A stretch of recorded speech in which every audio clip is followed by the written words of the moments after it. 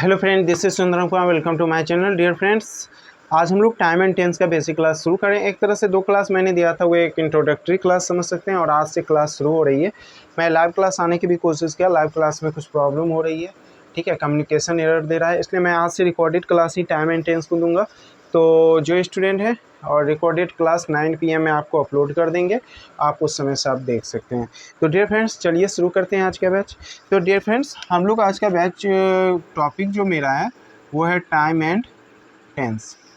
Time and tense काफ़ी महत्वपूर्ण topic है ग्रामेटिकल दृष्टिकोण से, और ये टॉपिक इतना महत्वपूर्ण है कि जब आप इसको आराम से पढ़ लीजिएगा तो आपको ग्रामर आसान लगने लगेगा। तो फर्स्ट वी नो, हम लोग सबसे पहले जानते हैं ओरिजिन ऑफ टेंस, यानी टेंस की उत्पत्ति कैसे हुई। ओरिजिन ऑफ टेंस, हम लोग सबसे पहले टेंस की उत्पत्ति के बारे में समझ लेते हैं, ठीक है ना डियर फ्रेंड्स। टेंस की उत्पत्ति कैसे हुई, तो आपको याद रहना चाहिए टेंस कहाँ से आया। तो देखिए, टेंस भी अंग्रेजी का अपना शब्द नहीं है, ठीक है ना। तो वो किसका शब्द है वो समझते हैं। देखिए, लिखेंगे the word tense has been taken from Latin word tempus. It means time। Dear friends, आप जो देख रहे हो टेंस, टेंस नामक जो शब्द है, इसका हिंदी होता है टेंस नामक शब्द लैटिन शब्द टेम्पस से लिया गया है, जिसका अर्थ टाइम होता है। तो टेंस जो है एक लैटिन शब्द है, याद रखिएगा। टेंस जो है क्या है, लैटिन शब्द है, और टेंस को लैटिन में टेम्पस कहा जाता है, और टेम्पस का अर्थ क्या होता है, टाइम। तो अगर कोई पूछेगा टेंस की उत्पत्ति कहाँ से हुई, तो आप बता सकते हैं टेंस की उत्पत्ति लैटिन शब्द टेम्पस से हुई। ओके, अब चलिए हम लोग जानेंगे। सबसे पहले टेंस का डेफिनेशन देखने से पहले हम लोग थोड़ा जान लेते हैं difference between time and tense. Time क्या है और टेंस क्या है। तो आप लोग हेडिंग दे सकते हैं, difference between time and tense. Dear friends, हम लोग जानेंगे टाइम और टेंस के बीच क्या अंतर है। तो डियर फ्रेंड्स, बहुत ही आसान है इसको समझना। आपको ये पता होना चाहिए, टाइम जो है ना एक नेचुरल कंसेप्ट है। तो लिख सकते हैं time is a natural concept. वहीं पर अगर हम टेंस की चर्चा करें, but tense is a grammatical concept. देखिए, time is a natural concept, समय एक क्या है, प्राकृतिक अवधारणा है, ठीक है। वहीं पर टेंस की बात करें तो टेंस एक क्या है, ग्रामेटिकल अवधारणा या व्याकरणीय अवधारणा है। ये पहला है। दूसरा, अगर आप डिफरेंस इसका चाहें तो ये बोल सकते हैं, टाइम जो है, time is independent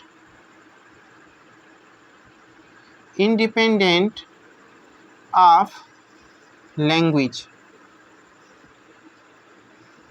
but tense is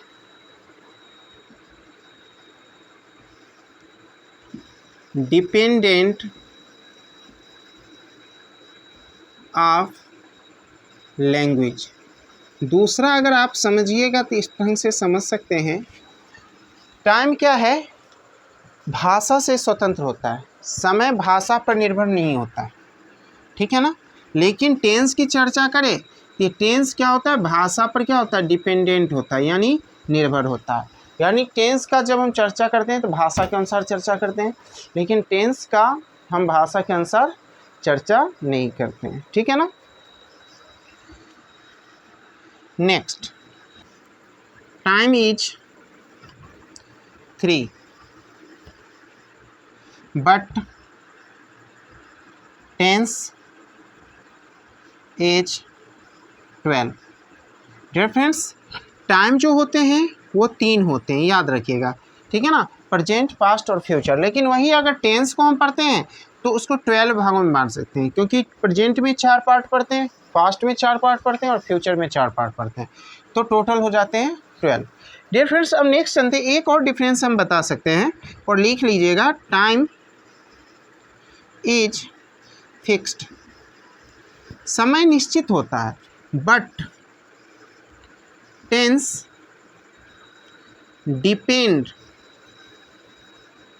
depends upon the sense. देखिए, टाइम जो होता है वो निश्चित होता है, फिक्स्ड मतलब निश्चित, लेकिन टेंस जो होता है वो भाव पर, सेंस मतलब भाव पर निर्भर करता है, ठीक है ना। टेंस किस में निर्भर करता है?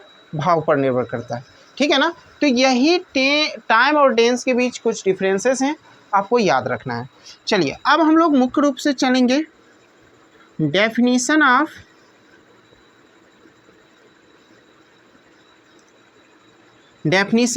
टेंस। हम लोग टेंस का परिभाषा की ओर बढ़ते हैं, ठीक है। तो अब लिखेंगे टेंस। टेंस का हिंदी होता है काल। हम लोग टेंस का डेफिनेशन जानेंगे, ओके।